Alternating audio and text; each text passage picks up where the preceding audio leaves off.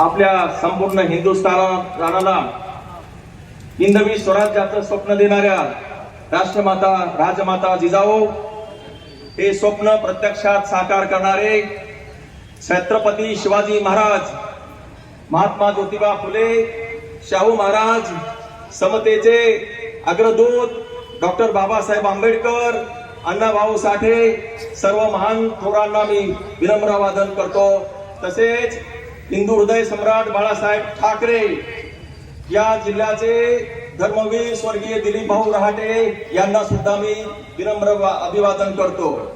या शेतकऱ्यांच्या भव्य परिवर्तन मोर्चासाठी या विचारपीठावर उपस्थित असलेले या जिल्ह्याचे ढाणेवाग प्राध्यापक नरेंद्रजी खेडेकर साहेब, या जिल्ह्याचे प्रमुख आणि त्याला काय म्हणू आपण एक लढवय्या जालिंदर भाऊ बुधवान, या जिल्ह्याचे संघटक डॉक्टर गोपाळजी बचिरे साहेब, या जिल्ह्याचे उपाध्यक्ष धर्मवीर पुत्र आशिष भाऊ रहाटेजी, तालुका प्रमुख पांडवजी, दुसरे आमचे मापारी साहेब, माननीय उद्धव बाळासाहेब ठाकरे यांनी समर्थपणे तोंड दिलं आणि आपल्या सगळ्यांचे प्राण वाचवले। बरोबर आहे की नाही? सगळ्या देशामध्येच नाही तर जगामध्ये माननीय उद्धव बाळासाहेब ठाकरे यांचं नाव झालेलं आहे आणि अशाही परिस्थितीमध्ये उद्धव बाळासाहेब ठाकरे यांनी महाराष्ट्राला क्रमांक 1 च ठेवलेला आहे। किती? 2 नाही 3 नाही, क्रमांक 1 वर ठेवलेला आहे। त्यावेळी माननीय उद्धव साहेबांनी आपल्या शेतकऱ्यांसाठी 2 लाखाची कर्जमाफी दिली होती, आठवतंय? उद्धव बाळासाहेब ठाकरे यांनी सर्व शेतकऱ्यांना कर्जमाफी दिली होती आणि एवढं सगळं करत असताना, इतकं चांगलं शासन चालू असताना काही सत्ता पिपासू लोकांनी, काही लबाड लांडग्यांनी, काही गद्दारांनी एकत्र येऊन या महाराष्ट्राच्या सांस्कृतिक मानदंडाला तिरंजली देऊन माननीय उद्धव बाळासाहेब ठाकरे यांचं सरकार खाली खेचलं आणि ज्या दिवशी उद्धव बाळासाहेब ठाकरे मुख्यमंत्री निवास असलेल्या वर्षास्थानावरून मातोश्रीकडे निघाले, महाराष्ट्रातल्या सगळ्या जनतेच्या दृष्टीनं तो दुःखाचा दिवस होता। सगळ्या घराघरामध्ये याच्याकडे संस्कृती आहे, याच्याकडे नीतिमत्ता आहे, जे धार्मिक आहेत, जे आध्यात्मिक आहे, त्या कुणालाही ही गोष्ट पटलेली नाही आणि सर्व महाराष्ट्र दुःखामध्ये बुडाला होता। अश्रूचा महापूर त्या ठिकाणी आला होता आणि माझ्यासारख्या सर्वसामान्य माणसांनी तेव्हा ठरवलं होतं की मी उद्धव बाळासाहेब ठाकरेच्या सोबत कायम राहील आणि माझी जेवढी मला करता येईल तेवढी मदत मी उद्धव बाळासाहेब ठाकरेला करेल। मी त्या दिवशी निर्णय घेतलेला आहे आणि म्हणून मी बंधूंनो दिनांक 3 सप्टेंबरला मी शिवबंधन बांधलेलं आहे। बोलण्यासारखं खूप आहे। या ठिकाणी अनेक गद्दारांनी हा प्रयत्न केलेला आहे। महाराष्ट्रामध्ये सत्ता पिपासू आणि लांडग्यांचा राज्य आलेला आहे आणि त्यातले काही गद्दार आणि लांडगे यांचं लोन या मेहकर पर्यंत पण आलेलं आहे। हे गद्दार केवळ महाराष्ट्रात तिकडे नाही आहेत, ते आपल्या बुलढाणा जिल्ह्यामध्ये सुद्धा आलेले आहेत, ते मेहकर मध्ये पण आलेले आहे। यांना 15 वर्षामध्ये माननीय उद्धव साहेबांनी काय दिलं नव्हतं, काय दिलं नव्हतं, यांची लायकी काय आहे, यांचं शिक्षण काय आहे, यांचं कर्तृत्व काय आहे, यांचं कर्तृत्व तुम्ही 15 वर्ष पाहिलं ना, तरी सुद्धा गद्दारी कशासाठी? सत्तेसाठी। आणि सगळं नैतिक अधिष्ठान तुम्ही गमावून गद्दारी केलेली आहे। आणि हो, एवढं करून तुम्ही काय मिळवलं? या 15 वर्षामध्ये काय केलंय? 15 वर्ष यांना संधी दिली। बंधूंनो, हा जो मतदारसंघ आहे 15 वर्ष नाही, 50 वर्ष मागे नेलेला आहे। या ठिकाणी विद्यार्थ्यांना शिकण्यासाठी कोणत्याही उच्च शिक्षणाच्या संस्था नाही, कुठलंही वैद्यकीय कॉलेज नाही, MIDC नाही, अभियांत्रिकी महाविद्यालय नाही, कौशल्य शिक्षणाच्या संस्था नाही, विद्यार्थ्यांना नोकरी मिळेल अशा प्रकारचं कोणतेही शिक्षण या ठिकाणी नाही, गुणवत्तायुक्त एकही शिक्षणाची संस्था या मेहकर नगरीमध्ये नाहीये। मेहकर शहराचं जे स्थान आहे भौगोलिक दृष्ट्या, या ठिकाणी खरं तर एक हब निर्माण व्हायला पाहिजे होतं, पण 15 वर्ष ते काही झालंच नाही। या ठिकाणी काहीच निर्माण झालेलं नाही। झिरो ग्राउंडवर, झिरो नाही मायनस ग्राउंडवर हा मतदारसंघ पोहोचलेला आहे। आणि म्हणून माझं असं म्हणणं आहे की या ठिकाणी जो विद्यार्थी कसा बसा शिकतो, तो सगळा विद्यार्थी आज चाकण, पुण्याजवळच्या चाकण MIDC कडे तो 10-12 हजारावरती काम करतोय। तो पुण्याच्या चाकण MIDC मध्ये आहे, तो संभाजीनगरच्या शेंद्रा MIDC मध्ये आहे, तसाच तो कुठे आहे?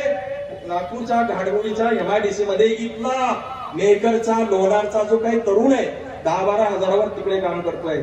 शेतीमध्ये अशी अवस्था. बंधूंनो, आपला भाग सगळा शेतकऱ्यांचा आहे. आपला भाग हा शेतीचा मुख्य प्रवाह आहे. शेतीच हे इथलं मुख्य साधन आहे आणि शेतीला तर नुसती आग लागलेली आहे. जे काही आपण कष्ट करतो, जे काही आपण काम करतो, त्या कामाला हमी भाव नाही, त्याला दाम नाही. 3-3 महिने सोयाबीनचं पीक लागतं यायला आणि 8 महिने जे आहे कपाशीचं पीक लागतं.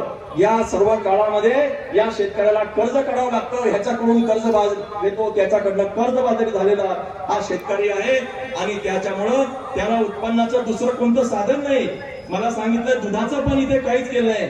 मी स्वतः उत्कर्ष फाउंडेशनच्या मार्फत जालना आणि बुलढाण्याच्या त्या भागामध्ये चळवळ उभी केली. ते दुधाचं उत्पादन सुद्धा नाही आणि पूरक उत्पादन नसल्यामुळं या भागातला शेतकरी मोठ्या प्रमाणात आत्महत्या करतो. नरभाऊ, मागच्या आठवड्यामध्ये मी एका गावामध्ये गेलो होतो. एका तरुणाने ती आत्महत्या केली होती. त्याच्या मौतीसाठी मी गेलो होतो. मला वाईट वाटलं. 29 वर्षाच्या उमद्या मुलानं आत्महत्या केली कारण त्यांनी कर्ज घेतलं होतं आणि कर्जाचा गळफास त्याला लागला होता. आणि नंतर माहिती घेतली, नरभाऊ त्या गावची ही 14वी आत्महत्या होती. 14वी आत्महत्या. एका गावात 14 आत्महत्या या आपल्या भागामध्ये झाल्यात. शरम वाटत नाही? माणसं या ठिकाणी मरतायत. या ठिकाणी चांगले तरुण मुलं देवाघरी जात आहेत आणि तुम्हाला लाज वाटत नाही. तुम्ही स्वतःची चंगळ करता. तुम्हाला लोकप्रतिनिधी कोणी केलेलं आहे आणि कशासाठी केलेलं आहे? ज्यांना स्वतःचे प्रश्न, या विकासाचे प्रश्न समजत नाही, अशा लोकप्रतिनिधींचं करायचं काय? मी तुम्हाला प्रश्न विचारतो, अशा लोकप्रतिनिधींचं, अशा निष्ठुर सरकारचं करायचं काय? अशा शासनाचं करायचं काय? बंधूंनो, मला तुम्हाला प्रश्न विचारता आहे. तुम्ही या ठिकाणी MIDC पाहिली? मी पाहिली हो. इथं MIDC आहे, कागदावर आहे. कागदावर MIDC आहे.